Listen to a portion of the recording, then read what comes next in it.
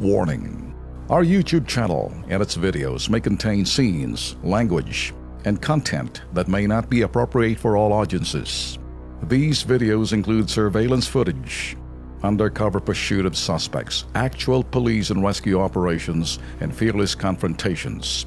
If you do not approve of the content, please do not watch our videos.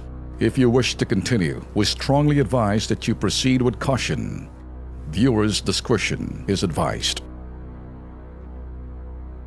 Sa eksenang aktual ho na naaktuhan ho ng ating pong Kilos Pronto team, nakakabahala ho ang mga minor de edad ngayon dahil nasa pulpo na aming pong camera. May kasama ho sila na nagsusugal, kasama po yung mga gunggong na mga matatanda. Eh siyempre, kapag anong ginagawa ng matatanda, Yun din ang gawin. yung mga bata, sumusunod lamang. Natural. Ay, ang gagaling ng mga modelo nito. Panoorin po natin.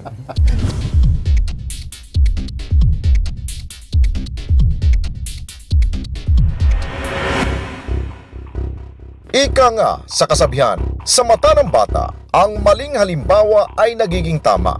Yan ang naaktuhan ng Kilos Pronto team. Tila ba'y may kalokohang pinagkakabalahan ang mga batang ito kasama pa ang mga mas nakatatandang lalaki. At sa aming pamamatyag, ang mga kolokoy nagsusugal pala. Abala sa paglalaro ng Karay Cruz ang matatanda, habang ang dalawang bata hindi magkamayaw sa paghit-hit buga sa supot na hawak-hawak nila. Lalo pang nakakabahala, habang nagsusugal ang babaeng kalong-kalong pala niya ang isang sanggol na kanyang pinapadede. Ang ganitong palabas, rated SPG.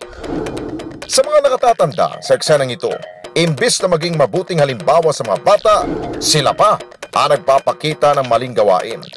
Sa mga sangay ng gobyerno at institusyong dapat tumututok sa ganitong sitwasyon, abay, aksyon agad! Kilos Pronto! Kita nyo naman, may isa pa itong nanay, kasama pa yung baby, pero... Sabi mo, Les, parang may umitit pa ron. Oo nga, sa gilid.